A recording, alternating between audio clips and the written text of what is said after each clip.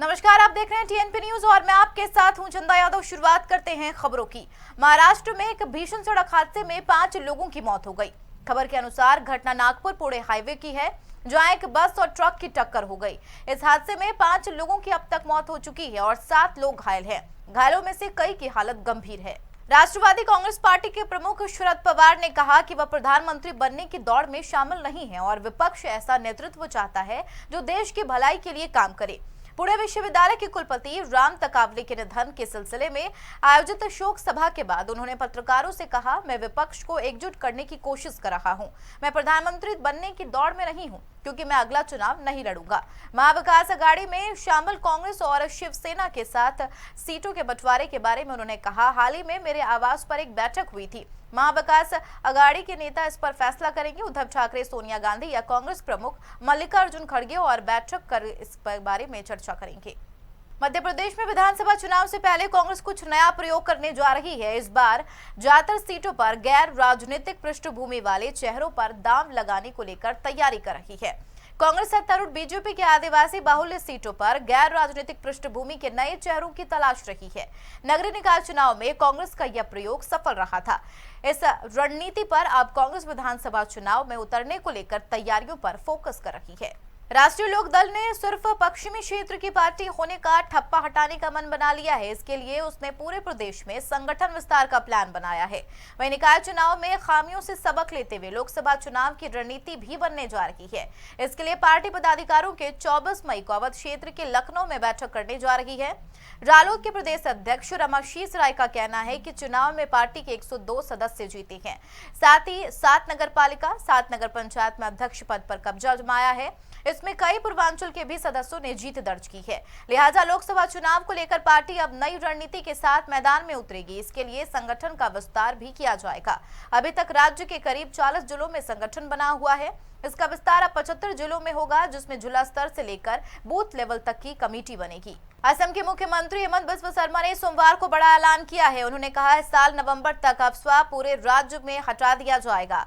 असम के मुख्यमंत्री ने कहा, इस साल के अंत तक राज्य से सशस्त्र बल अधिनियम अफस्पा को पूरी तरह से वापस लेने का लक्ष्य बनाया जा रहा है। सीएम शर्मा ने ट्वीट कर कहा कि हम अपने पुलिस बल को प्रशिक्षित करने के लिए पूर्व सैन्य कर्मियों को भी शामिल करेंगे। आपको बता दें, मौजूदा समय में अफस्पा राज्य में केवल 8 जिलों में लागू है। दिल्ली के पूर्व मंत्री सत्येंद्र जैन की तबियत को लेकर बड़ी अपडेट सामने आई है। सफदरजंग अस्पताल के डॉक्टरों ने उनकी स्वास्थ्य जांच के बाद बताया है कि उनकी रीढ़ की हड्डी में चोट है। डॉक्टरों की रिपोर्ट के बाद इस बात की भी जांच पड़ताल हुई है कि उन्हें रीढ़ की हड्डी में चोट आखिरकार कैसे लगी। इसी क्रम में खुलासा हुआ है कि वह तिहाड़ जेल के बाथरूम में गिर गए थे। सफदरजंग के डॉक्टरों का कहना है कि जेल के बाथरूम में गिरने से उनकी रीढ़ की हड्डी में चोट आई है। साथ ही यह भी कहा कि पिछले 1 साल में उनका वजन 35 किलो कम हो गया है।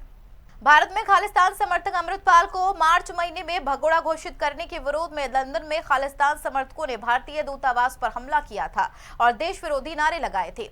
अब इस मामले की जांच करने के लिए राष्ट्रीय जांच एजेंसी की टीम लंदन पहुंच गई है। वह लंदन में भारतीय दूतावास पर हुए खालिस्तानी समर्थकों के हमले की जांच करेगी ताकि दोषियों को कड़ी सजा दिलाई जा सके। 20 मार्च को बड़ी संख्या में खालिस्तानी प्रदर्शनकारियों ने भारतीय दूतावास पर प्रदर्शन किया था और उसी दौरान इमारत की छत पर चढ़कर भारतीय गणराज्य की संप्रभुता के पृथक तिरंगा झंडा को नीचे उतारने की कोशिश की थी। अधिकांश राज्यों में लंपी वायरस की निगरानी नहीं होने के चलते वैज्ञानिकों ने चिंता जताई है। उनका मानना है कि जिस तरह से कोरोना वायरस अपने स्वरूप में चौथे साल भी बदलाव कर रहा है, वैसे ही लंपी वायरस के अनुवांशिक स्वरूप में भी बदलाव हुए हैं। किस राज्य में कौन सा स्वरूप है, इसकी जानकारी किसी के पास नहीं है। नई दिल्ली स्थित आईजीआईबी के वरिष्ठ वैज्ञानिक डॉक्टर विनोद सकारिया ने बताया है कि बीते साल देश ने लंपी वायरस का प्रकोप देखा गया। राजस्थान के साथ मिलकर उनकी एक टीम ने जीनोम सीक्वेंसिंग के लंपी वायरस के कुछ नए स्वरूप का पता लगाया है।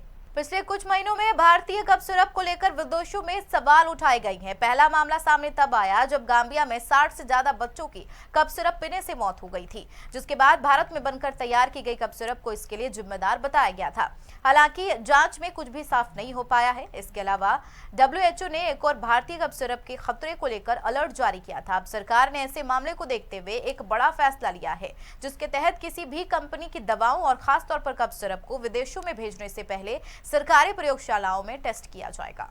महाराष्ट्र की राजधानी मुंबई एक बार फिर दहलाने की धमकी पुलिस को मिली है। अब एक जहां ये धमकियां फोन कॉल ईमेल के जरिए पुलिस को मिल रही थी, वहीं अब एक शख्स ने ट्विटर के जरिए मुंबई को दहलाने की धमकी दी है। पुलिस सूत्रों के मुताबिक सोमवार को करीब सुबह 11 बजे के वक्त मुंबई पुलिस के ट्विटर अकाउंट पर एक मैसेज भेजा गया, जिसमें लिखा था, मैं मुंबई में बहुत जल्द धमाका करने वाला हूँ। यह मैसेज इंग्लिश में लिखकर भेजा गया था। मुंबई पुलिस ने इस मैसेज को गंभीरता से लेते हुए संबंधित अकाउंट की जांच शुरू कर दी है। वहीं पुलिस पूरे मामले की जांच पड़ताल कर रही है। इसी के साथ खबरों में मेरे साथ इतना ही। नमस्कार।